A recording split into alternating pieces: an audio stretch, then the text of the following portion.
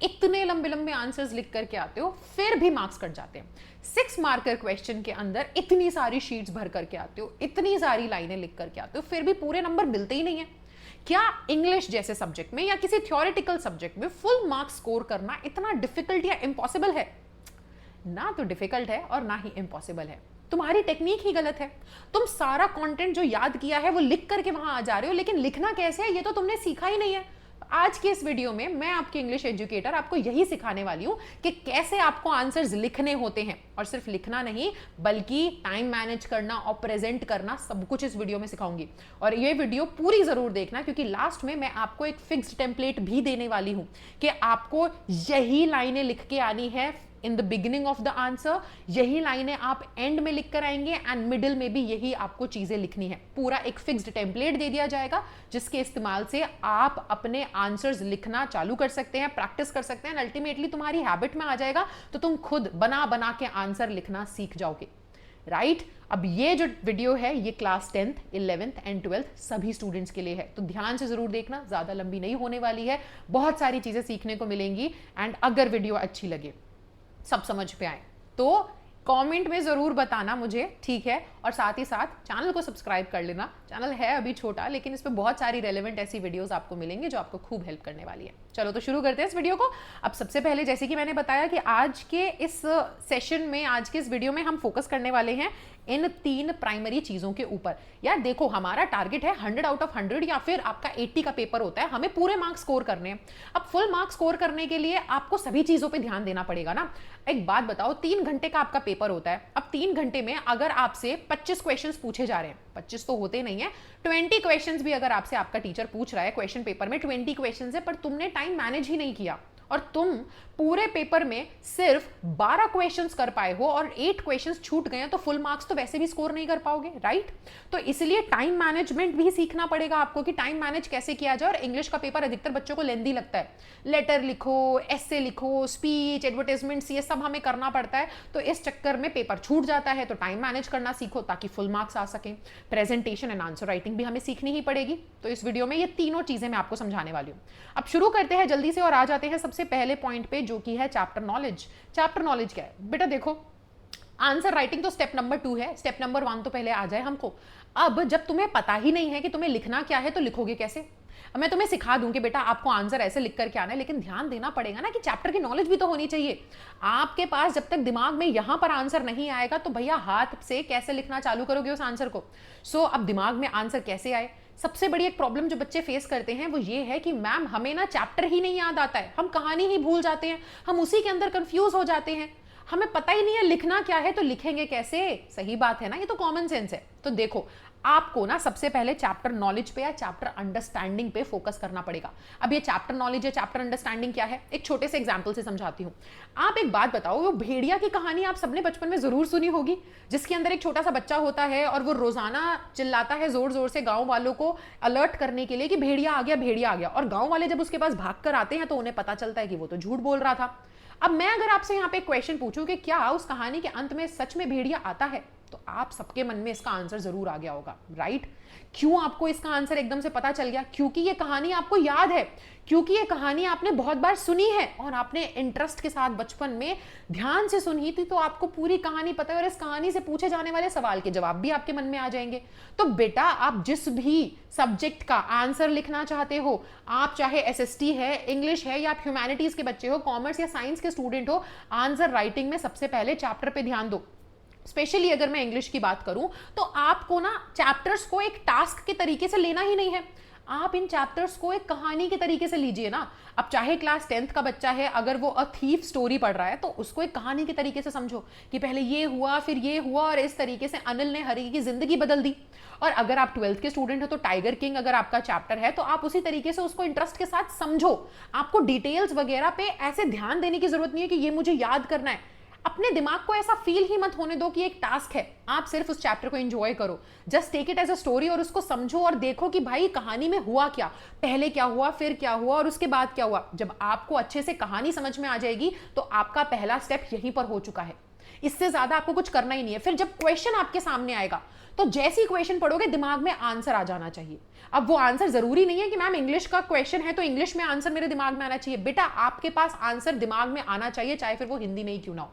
अगर क्वेश्चन आपसे ये पूछ लेता है कि भाई टाइगर किंग के जन्म पर एस्ट्रोलॉजर ने क्या भविष्यवाणी की थी, तो आपको पता होना चाहिए, चाहे हिंदी में ही सही, कि हुआ क्या था कहानी में। या क्लास 10th का अगर कोई स्टूडेंट है और अगर वो ये वीडियो देख रहा है तो आप देखो, आपका कोई चैप्टर है ना, जैसे कि अ बेकर फ्रॉम गोवा, उसमें अगर मैं पूछूं कि गोवा के अंदर बेकर की इंपॉर्टेंस क्या थी, तो जरूरी नहीं है कि आपको इंग्लिश में पता होना चाहिए, बट पॉइंटर्स आपके दिमाग में हो जाना चाहिए कि यार एक बेकर ना एक्चुअल में ऐसे ऐसे इंपॉर्टेंस रखता था, उससे लोग जो हैं वो फेस्टिवल्स के टाइम पर काफी सारा सामान खरीदते थे, ये आपके दिमाग में आ जाना चाहिए। This is important. और दूसरी चीज, जब आप चैप्टर को पढ़ रहे हो तो please pay attention to the writer's name. आपको राइटर का नाम पता होना चाहिए। हालांकि अब सीबीएसई का पैटर्न कुछ ऐसा हो चुका है कि आपको राइटर का नाम क्वेश्चन के नीचे दिया जाता है, बट ये वीडियो मैं सभी के लिए बना रही हूं, तो कोई और बोर्ड का बच्चा है तो भी आप ध्यान रखना, राइटर का नाम जरूर याद रखना। एंड स्पेशली हाफ ईयरली में जब आप एग्जाम्स देने जाओगे तो सबसे पहले ये वीडियो आपको वहीं पर काम आएगी। हाफ ईयरली में आप आंसर्स अपने आप से बनाकर लिखना, बोर्ड्स तक तो तुम प्रो हो जाओगे इस टेक्निक में। तो इसलिए राइटर का नाम जरूर याद रखना। जरूरी नहीं है आपकी टीचर हाफ ईयरली में आपको राइटर का नाम लिख करके दे। क्यों याद रखना है, इसकी इंपॉर्टेंस क्या है, तुम्हें आगे पता चलेगा। राइटर के नाम के बाद आपको थीम याद रखनी है। अब इसे थीम कह लो या इसे central idea of the chapter कह लो, यानी कि चैप्टर एक्चुअल में किस चीज के ऊपर बेस्ड है। बेकर फ्रॉम गोवा अगर हम ये चैप्टर देखें तो ये चैप्टर इंपॉर्टेंस बता रहा है और कल्चरल इंपॉर्टेंस बता रहा है बेकर की गोवा में क्या थी। टाइगर किंग वाला चैप्टर क्लास 12th में जो दिया है उसके अंदर हमें क्या पता चल रहा है कि कैसे लोग जो पावर में होते हैं वो पावर को मिसयूज करने लग जाते हैं। तो आपको एक्चुअल में मेन मुद्दा पता होना चाहिए कि चैप्टर किस बारे में बात कर रहा है, what is the actual motive of the chapter, वो हमें सिखाना क्या चाह रहा है, राइट। एंड उसके बाद आपको चैप्टर में कैरेक्टर एनालिसिस या कैरेक्टर स्केच पता होना चाहिए। हर एक किरदार की एक कहानी है और हर एक किरदार के अंदर कुछ कुछ आपको क्वालिटीज देखने को मिलेंगी, वो एडजेक्टिव्स आपको पता होने चाहिए, राइट। जैसे कि अगर हम बेकर के बारे में बात करें, क्लास 10th का जो चैप्टर है उसमें बेकर को बताया गया है कि वो एक गाइड था, एक कंपेनियन था, एक फ्रेंड था बच्चों के लिए। वो एक पंचुअल इंसान था जो सुबह समय पर आता था और शाम को अपना सामान बेच करके चला जाता था। टाइगर किंग के बारे में बात करें तो आपको पता है ना कि टाइगर जो किंग था वो बहुत ही फुलिश था, बहुत ही ट्रिवियल मैटर्स में पड़ा हुआ था, ध्यान ही नहीं दे रहा था एक्चुअल में कि भाई किंग होने का मेन काम क्या होता है, इतनी बड़ी रिस्पॉन्सिबिलिटी रियलाइज ही नहीं कर पा रहा था। तो ये ऑब्जेक्टिव्स आपको पता होने चाहिए उस इंसान के बारे में। इन तीनों चीजों को जब आप कंबाइन करोगे तब जाकर के आपका आंसर बनेगा। अगर आप यही तीन चीजें नहीं जानते हो तो बेटा कितना ही लिख करके आ जाओ, वो फुल स्कोर जो है ना, फुल मार्क्स जो है ना एक आंसर के अंदर, वो कभी स्कोर नहीं कर पाओगे, राइट। तो सबसे पहले तो चैप्टर नॉलेज पे ध्यान देना है और चैप्टर को पढ़ते समय इन तीन चीजों पे ध्यान देना है। अब अगर हम आगे देखें तो कीवर्ड्स एंड की फ्रेजेस आपको पता होने चाहिए। देखो कोई भी क्वेश्चन अगर आपसे पूछा जा रहा है और उस क्वेश्चन के अंदर आप आंसर लिख करके आ रहे हो, कोई मना नहीं करता आपको आपके मन से बनाकर आंसर लिखने में, आप लिख करके आओ, जरूरी नहीं है, कोई ऐसा नहीं बोलता है, कोई स्कूल में कोई टीचर नहीं बोलती है, स्पेशली बोर्ड्स में कोई एक परफेक्ट आंसर होता ही नहीं है। मैं तुम्हें एक सीक्रेट बताऊं, बोर्ड्स की जब चेकिंग होती है ना तो टीचर्स के पास ना एक आंसर शीट आती है और उस आंसर शीट के हिसाब से उन्हें कॉपीज चेक करनी होती है। आंसर शीट में कोई फिक्स्ड आंसर होता ही नहीं है, उसमें सिर्फ पॉइंटर्स होते हैं। अगर आपने अपने आंसर के अंदर ये पर्टिकुलर पॉइंटर्स को मेंशन किया है तो आपको नंबर मिलेंगे, अगर उनमें से कुछ पॉइंटर्स मिसिंग है तो उसके हिसाब से आपके मार्क्स कट जाएंगे। यही सेम चीज मार्किंग स्कीम में भी दी गई है अगर ध्यान से देखोगे तो। इसलिए आपको किसी भी क्वेश्चन में सिर्फ कहानियां लिख लिख कर नहीं आनी है, पेज नहीं भरना है। अरे 6 नंबर के क्वेश्चन में अगर 6 लाइन भी लिख करके आ रहे हो ना तो वहां पर भी अगर जो मेन पॉइंट्स है, जो मेन वर्ड्स यूज होने चाहिए वो लिख रहे हो तो पूरे 6 में से 6 मिलेंगे। और 6 नंबर के क्वेश्चन में तुम 25 लाइन लिख करके आ जाओ लेकिन एक भी पॉइंट जो मेन आना चाहिए वो लिखा ही नहीं है तो बेटा आपको 2-3 से ज्यादा मार्क्स नहीं मिलने वाले। अब ये keywords and key phrases ma'am कैसे पता चलेंगे? यार मैं डेली बेसिस पर क्लासेस करवा रही हूँ इस चैनल के ऊपर, जहां पर मैं आपको हर पैराग्राफ में से क्या क्या कीवर्ड्स हैं वो भी हाईलाइट करके बताती हूँ चैप्टर वाइज। एंड साथ ही साथ मैं आपको ये भी बताती हूँ कि इस पैराग्राफ से क्या क्वेश्चन बन जाता है, इस पैराग्राफ से क्या क्वेश्चन आते हैं, क्या क्वेश्चन पूछे जा सकते हैं। तो आप वो क्लासेस अटेंड कीजिए on a daily basis class 10th 11th 12th के लिए, that is going to help you out, right. मैं अलग से, आप चाहो तो कमेंट सेक्शन में मुझे बताना, मैं chapter wise keywords and key phrases की एक लिस्ट भी बना दूंगी और उसका पीडीएफ आपके साथ शेयर कर दूंगी। लेकिन अगर इस वीडियो के नीचे 100 से ज्यादा कमेंट्स आते हैं तो ही ये पॉसिबल हो पाएगा। तो इसीलिए अगर आप चाहते हो तो प्लीज मुझे बताना, मैं एक पूरी चैप्टर वाइज हाफ ईयरली में जितने चैप्टर्स आ रहे हैं for class 10th, for 11th and 12th, सभी के लिए मिल करके एक पीडीएफ बना दूंगी। आप उसमें keywords and key phrases mentioned होंगे, उससे पढ़ सकते हो। But don't forget to comment जरूर कर देना, कमेंट कर देना कीवर्ड, और अगर 100 से ज्यादा कीवर्ड्स ऐसे कमेंट्स आ जाते हैं वीडियो के नीचे तो वो पीडीएफ जरूर आपके साथ शेयर कर दी जाएगी। क्योंकि मैं भी चाहूंगी कि भाई इतनी मेहनत अगर होगी, इतना टाइम मैं स्पेंड करूंगी तो उसका रिजल्ट मिलना चाहिए, उतने स्टूडेंट्स की हेल्प होनी चाहिए, राइट। चलो नेक्स्ट अगर हम देखें तो नेक्स्ट आंसर को बेटा लिखते समय ना आपको ध्यान रखना पड़ेगा, आंसर लिखा एक पैटर्न में जाता है, कुछ भी उठा करके कैसे भी नहीं लिख सकते, राइट। सो अब मैं आपको बताती हूं कि वो पैटर्न होता क्या है।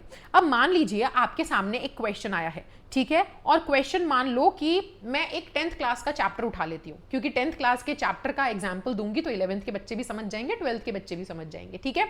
तो अगर आपसे बोल दिया जाता है कि आप एक पेन पोर्ट्रेट लिख दीजिए, ठीक है ना, एक पेन पोर्ट्रेट नहीं, मैं ना और इजी आपके लिए बना देती हूं, इंपॉर्टेंस ऑफ बेकर, ये एग्जाम्स में भी आता है, बोर्ड एग्जाम में, ठीक है। इंपॉर्टेंस ऑफ अ बेकर इन गोवा, या गोवा की सोसाइटी में, ठीक है, एक बेकर की क्या इंपॉर्टेंस थी। अगर ये क्वेश्चन आ जाता है आपके सामने तो इसका आंसर कैसे बनेगा। तो इसका आंसर बनाने के लिए सबसे पहले बेटा आपके पास होना चाहिए एक इंट्रोडक्शन, ठीक है। इंट्रोडक्शन देने के बाद आप डिटेल में उस आंसर के बारे में बात करेंगे, and then your answer should have a conclusion. ये 3 मेन पॉइंट्स होते हैं, ये 3 कंटेंट्स में इस तरीके से आपका आंसर डिवाइड होना चाहिए। स्पेशली 6 मार्कर या जो आपके ज्यादा मार्क्स के क्वेश्चंस आते हैं ना, लॉन्ग क्वेश्चंस या वेरी लॉन्ग क्वेश्चंस, उसकी मैं बात कर रही हूं। जहां पे 2-3 नंबर का क्वेश्चन है बेटा, वहां तो कट टू कट आंसर लिख करके आना है, उसके अंदर रामायण लिखने की जरूरत नहीं है। बट जहां पर आपके सामने लंबा एक क्वेश्चन आया है, उसके अंदर आपका, ठीक है, डिटेल, सॉरी, आपका जो आंसर है वो इस तरीके से डिवाइडेड होना चाहिए। मैं साफ आपको बता रही हूं, अगर आपका आंसर इन 3 तरीके से डिवाइडेड नहीं है, अगर आपके आंसर में ये 3 पोर्शंस गिवन नहीं है, तो आप कितना ही लिख करके आ जाओ, आपको नहीं मिलने वाले मार्क्स। एसएसटी में भी ये वैलिड है, और यही सेम चीज ह्यूमैनिटीज के स्टूडेंट्स भी समझ लें, कॉमर्स के स्टूडेंट्स भी समझ लें, ये सभी के लिए मैं बता रही हूँ, यूनिवर्सल है ये। आप जब भी आंसर लिखते हो तो आपका आंसर स्पेशली बेटा इन 3 तरीके से होना चाहिए। इंट्रोडक्शन में अब क्या लिखा जाए, डिटेल में क्या लिखा होना चाहिए, और कंक्लूजन में क्या लिखा होना चाहिए, अब मैं आपको वो बता देती हूँ। इस चीज पर ध्यान दीजिएगा, ठीक है। अब यहां पर हम सबसे पहले बात कर लेते हैं इंट्रोडक्शन की।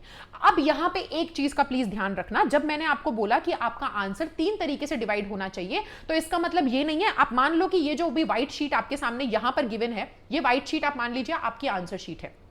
तो बच्चे आंसर लिखते वक्त, अब क्वेश्चन क्या था, क्वेश्चन ये था कि what is the importance, right, what is the importance of a baker in the society, ठीक है, इन गोवन सोसाइटी या गोवा की सोसाइटी में क्या है इंपॉर्टेंस। हम एक रफ क्वेश्चन उठा ले रहे हैं, ठीक है, ये हमने इस तरीके से क्वेश्चन बना दिया। अब इस क्वेश्चन का आंसर क्या बनेगा, तो प्लीज जब मैं कह रही हूं कि आंसर जो है बेटा it should be divided into 3 parts, इसका मतलब ये नहीं है कि आप अपने आंसर को ऐसे लिखेंगे कि पहले तो इंट्रो लिख रहा हूं मैं, तो यहां पे ऐसे लिख देता हूं और फिर आंसर लिखना चालू करता हूं। No, I am not talking about this. What I am trying to say is कि आपका आंसर जो है वो पैराग्राफ चेंज होने चाहिए, सबसे इंपॉर्टेंट चीज, ठीक है। प्लीज ये चीज ध्यान रखेंगे कि you should change your paragraph, ये इंपॉर्टेंट है, ये मैं लिख रही हूं। आप किसी भी सब्जेक्ट का उठा लो, यहां पर ये सभी सब्जेक्ट्स में वैलिड है। चेंज योर पैराग्राफ्स, अगर आप लॉन्ग क्वेश्चंस लिख रहे हैं आपका पैराग्राफ चेंज होना चाहिए, वेरी इंपॉर्टेंट। अब आंसर कैसे बनेगा, अभी मैंने आपको बोला था ना चैप्टर नॉलेज आपको रखनी है, और चैप्टर नॉलेज का मतलब आपको कुछ चीजें याद रखनी है। Now it is going to help you out. Introduction कैसा होना चाहिए, आपका जो इंट्रोडक्शन है वो ऐसा होना चाहिए कि द चैप्टर, जो भी चैप्टर से क्वेश्चन आया है, ठीक है, वो चैप्टर का नाम लिखो। अभी हमें कौन से चैप्टर से क्वेश्चन पूछ रहे हैं, अभी हमें पूछ रहे हैं बेकर फ्रॉम गोवा से, तो लिख देंगे the chapter a baker from Goa. इस तरीके से मैंने लिख दिया, ठीक है। गोवा में अब यहां पे एक चीज और ध्यान दीजिएगा, गोवा का जी मैंने जो है वो कैपिटल नहीं लिखा है, एक्चुअल में पंचुएशन के, ठीक है, पंचुएशन ग्रामेटिकल मिस्टेक्स के भी मार्क्स कटते हैं, तो यहां पर आपके मार्क्स कट सकते हैं, आपको इसका भी ध्यान देना पड़ेगा, ठीक है। तो यहां पर इस तरीके से a baker from Goa, the chapter a baker from Goa, यहां चैप्टर का नाम आना चाहिए, ठीक है। अब इधर क्या लिखेंगे, रिटन बाय, है ना, हमारे राइटर का नाम भी आना चाहिए, रिटन बाय, जो राइटर का नाम है, अब यहां पे राइटर का नाम क्या है, अगर आप लोगों को याद हो तो राइटर का नाम है लूसियो रॉड्रिग्स। अब राइटर का नाम जो बच्चा याद ही नहीं करके गया है बेटा, आंसर सीधा लिखना चालू कर दे कि भाई इंपॉर्टेंस क्या थी बेकर की, कि वो फेस्टिवल्स के टाइम पर ब्रेड्स चाहिए होती थी, केक्स चाहिए होते थे, तो बेकर प्रोवाइड करता था, ये सब आप लिखने लग जाओ, कोई सेंस नहीं बन रहा है। 6 मार्कर का क्वेश्चन है, 3-4 से ज्यादा नहीं नंबर मिलने वाले, आपको एक फ्लो में लिखना है। सो आप यहाँ पे राइटर का नाम लिखेंगे, तो यहाँ पे हमारे राइटर जो है वो लूसियो रॉड्रिग्स हैं, ठीक है ना। सो ये हमने राइटर का नाम लिख दिया, प्लीज ध्यान दीजिएगा राइटर के नाम की स्पेलिंग गलत नहीं होनी चाहिए। देन ये चीज जो है ये लिखने के बाद, ठीक है, टॉक्स अबाउट, या तो ऐसे लिख दो टॉक्स अबाउट, या फिर आप लिख दो हाइलाइट्स, ठीक है, दोनों में से कोई भी आप वर्ड यूज कर सकते हो। और आपको फिर उसके बाद क्या करना है, हाइलाइट्स द थीम ऑफ। अब बेटा थीम ऑफ के बाद जो चैप्टर की थीम है आपको वो लिखनी है, इसीलिए मैंने कहा था कि चैप्टर की अंडरस्टैंडिंग जब रखो ना तो 3 चीजों का जरूर ध्यान रखना। पहले कैरेक्टर का स्केच जरूर याद रखना, फिर उसके बाद आपको राइटर और थीम याद रखनी है, क्योंकि ये आपका इंट्रोडक्शन बनेगा। जो भी क्वेश्चन आ जाए आपको क्वेश्चन इसी तरीके से शुरू करना है। क्लास 12th का अगर कोई स्टूडेंट है, आपसे बोला जाए टाइगर किंग के ऊपर अगर क्वेश्चन आ जाए, तो आप कोई भी क्वेश्चन हो आपको ऐसे शुरू करना है, the chapter a tiger king, ठीक है, या the tiger king written by कल्की talks about the theme of, या हाइलाइट्स द थीम ऑफ। जो थीम है फिर वो आपको लिखनी है। जनरली थीम जो है 7 वर्ड्स की होती है, वो हर टीचर आपको बताएगा। आपकी एनसीईआरटी में गिवन नहीं है तो प्लीज लेक्चर्स ज्वाइन करिए, ठीक है। 12th और 11th क्लास के 8 बजे होते हैं, 10th क्लास के 4 बजे रोजाना शाम को, तो वहां पे मैंने बताए हैं, ठीक है। सो ये यहां पर बात होती है, okay, highlights the theme of, आपने थीम लिखी, इतने में आपका हो गया इंट्रोडक्शन। इंट्रोडक्शन जनरली 3 से 4 लाइन का होता है। अगर जो मैंने बातें बताई हैं आपने यही लिख दी ना, तो 3-4 लाइनों में तो आराम से तुम्हारा इंट्रोडक्शन आ जाने वाला है। तो ये हो गया इंट्रोडक्शन। नाउ अब आता है नेक्स्ट पार्ट, पैराग्राफ चेंज करना। पैराग्राफ चेंज करने का मतलब क्या है, एक लाइन छोड़ देना, ठीक है, एक लाइन छोड़ देना, और उसके बाद फिर आप जो क्वेश्चन पूछा है, अब क्वेश्चन का जो आंसर है वो यहां लिखोगे, राइट। अब मेन आंसर यहां आना चाहिए, पहली लाइनों में आंसर लिखना चालू मत करो। अब क्या है, इंपॉर्टेंस क्या थी बेकर की गोवा के अंदर, तो अब आप सब जानते होंगे कि भैया बेकर की इंपॉर्टेंस ये थी कि वो बहुत सारे जैसे कि बोलिनहा ब्रेड जो है वो बनाया करता था, केक्स चाहिए होते थे, अगर किसी की वेडिंग होती थी या किसी लेडी की डॉटर की एंगेजमेंट होती थी तो सैंडविचेस बनते थे, आप ये सब लिखेंगे। बच्चों के लिए स्वीट ब्रेड बोल जो थी वो इंपॉर्टेंट थी। जितनी चीजें आपको याद हैं वो अब यहां पर आप लिख दीजिए। और कीवर्ड्स क्या हो जाएंगे बेटा, स्वीट ब्रेड बोल, ये कीवर्ड है। एंगेजमेंट के टाइम पर सैंडविचेस बनते थे, तो सैंडविच कैसे बनते हैं, ब्रेड से। ब्रेड बनाने वाला कौन, बेकर, तो बेकर की इंपॉर्टेंस पता चल रही है। बोलहिनास जो थे वो इंपॉर्टेंट हुआ करते थे। तो ये सारी चीजें जो हैं आपको यहां पर पता होनी चाहिए, वो सारा कंटेंट आप यहां पे लिखेंगे। गॉट इट, यही आपके कीवर्ड्स हैं। आप चाहे फिर कुछ भी लिख करके आ जाओ, लेकिन ये इंपॉर्टेंट चीजें नहीं लिख रहे हो, ये मेन चीजें नहीं लिख रहे हो, तो आंसर आपका फिर बेटा दमदार नहीं है, नहीं मिलेंगे मार्क्स। सो यहां पर एक्चुअल में आंसर जो है वो आएगा, एक्चुअल आंसर आप यहां पर लिखेंगे, ठीक है। डिटेल में जो आपको याद आ रहा है, जो पॉइंटर्स आपके दिमाग में है कि ये आना चाहिए यहां पर, वो यहां लिखा जाएगा। एंड देन हम बात करते हैं कंक्लूजन की। तो जब कंक्लूजन लिखते हैं तो लास्ट में होता क्या है, कंक्लूजन में क्या लिखा जाता है, कंक्लूजन में आप ऐसे कुछ वर्ड्स यूज कर सकते हो, हेंस, देयरफॉर, ठीक है, ऐसे कुछ वर्ड्स यूज हो सकते हैं कंक्लूजन लिखते वक्त। और लास्ट में कंक्लूजन में लिखा क्या जाता है बेटा, relate it with the question. आप क्वेश्चन के साथ इसे रिलेट कर देंगे, ठीक है, क्वेश्चन के साथ रिलेट कर दो कि this, so hence a baker was very important, ठीक है, या played a very important role in the society of Goa. इस तरीके से आप लिख सकते हो कि इस प्रकार से बेकर एक बहुत इंपॉर्टेंट रोल प्ले करता था गोवा की सोसाइटी में। तो आपको लास्ट में जो क्वेश्चन पूछा उसके साथ रिलेट कर देना है, ये आपका आंसर बनता है। इस तरीके से आंसर लिखा जाता है, चाहे फिर आप किसी भी सब्जेक्ट में लिखने जाएं, ठीक है। अब ये तो हो गया कि आपको एक्चुअल में आंसर लिखने से पहले पढ़ना क्या है, फिर आंसर लिखना कैसे है। अब मैं आपको कुछ इंपॉर्टेंट चीजें बता देती हूं कि भैया असल में गलतियां क्या होती हैं। भाई देखो, महंगे महंगे शब्द आपको यूज करने की जरूरत नहीं है, ठीक है। बड़े बड़े शब्दों का इस्तेमाल कर रहे हो जिसका मतलब आप भी नहीं जानते। बेटा वोकैबुलरी वगैरह मैं समझ रही हूँ कि ma'am vocabulary is very important है ना, हम कुछ हाई फाई वर्ड्स यूज करेंगे सो टीचर इंप्रेस हो जाएगा। नहीं, मैंने जैसे कि बोला था ना, टीचर इंप्रेस नहीं डिप्रेस हो जाएगा। कई बार होता क्या है, ये चीज ना हम पे बैकफायर कर जाती है। होता यह है कि कुछ ऐसे वर्ड्स जिनका मीनिंग आप भी नहीं जानते हो, एंड ऐसे वर्ड्स आप यूज करने लग जाओ जिनके मीनिंग को लेकर आप श्योर ही नहीं हो। तो बेटा जब आप उस वर्ड के मीनिंग को ही नहीं जानते हो और आपने अपने आंसर में यूज कर दिया, तो क्या पता वो जो आंसर है उसका मीनिंग ही चेंज हो जाए उस शब्द से। तो आपका आंसर बहुत ही ऐसा हाईफाई नहीं दिखना चाहिए, महंगे महंगे शब्दों का इस्तेमाल मत करो यार।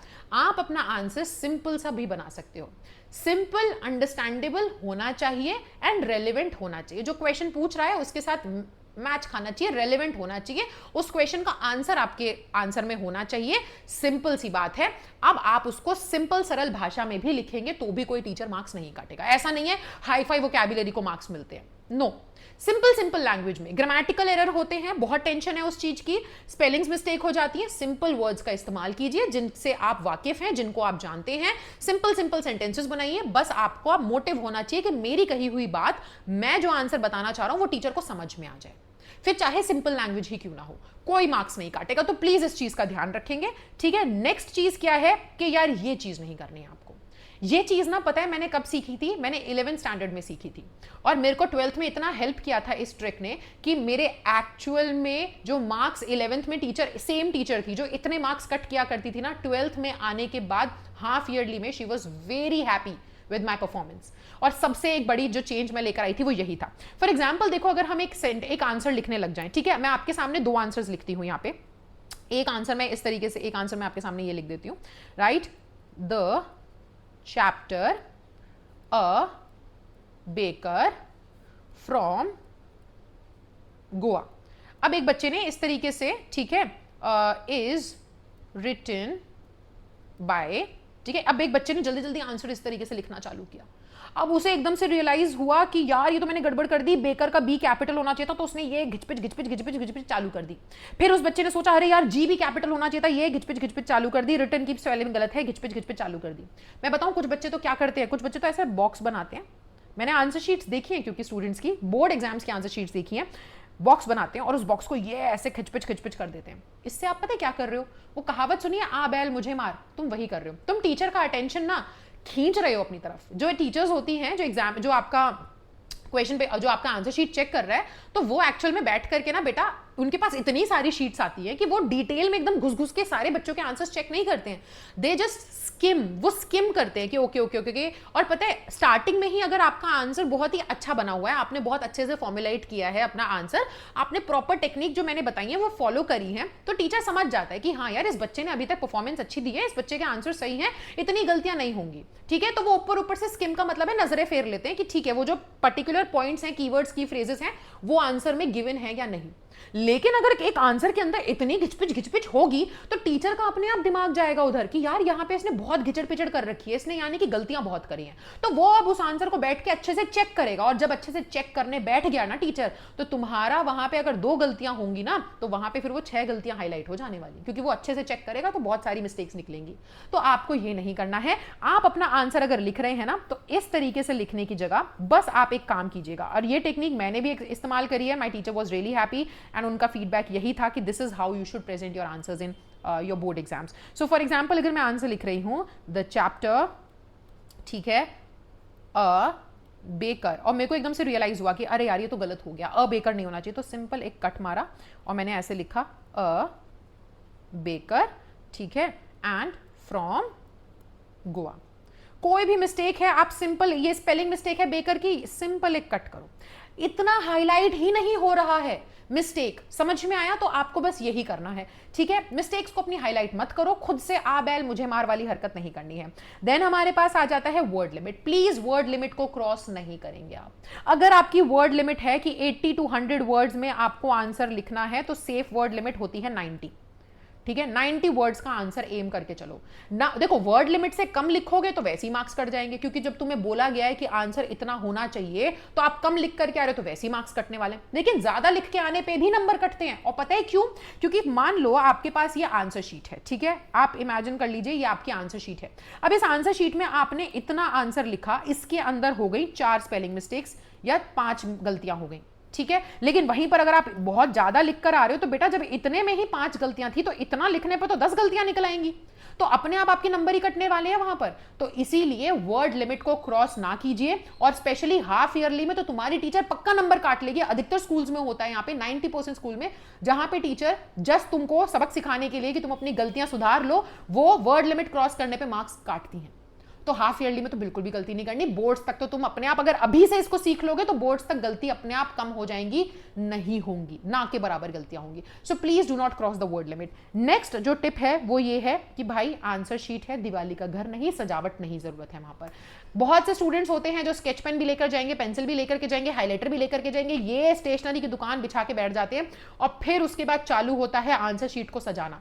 दिवाली के घर को सजाओ, रंगोली बनाओ, अपने आंसर शीट पे रंगोली बनाने की जरूरत नहीं है। इट डजंट लुक नाइस, नहीं टीचर अप्रिशिएट करता। सबसे पहली चीज है आपका आंसर होना क्या चाहिए। अगर आप कोई आंसर लिख रहे हो, ठीक है, आपने सिंपल लिखा द चैप्टर, ठीक है, बेकर फ्रॉम गोवा, तो अगर आपने ये जो है, ठीक है, ये लिखा है और आप बता रहे हो कि ये जो है इज रिटन बाय, अब आप यहां पर हाईलाइट करना चाहते हो कि भाई मैंने राइटर का नाम और थीम याद करी है, मैं हाईलाइट करना चाहता हूं, तो बेटा एक सिंपल लूसियो अगर आपने लिखा, रॉड्रिग्स अगर आपने लिखा, जो भी आप लिख रहे हो यहां पर, आप एक पेंसिल से भी सीधा अंडरलाइन कर सकते हो, इट वर्क्स। ब्लू पेन से आंसर लिख रहे हो, ब्लैक पेन से कभी आंसर मत लिखना।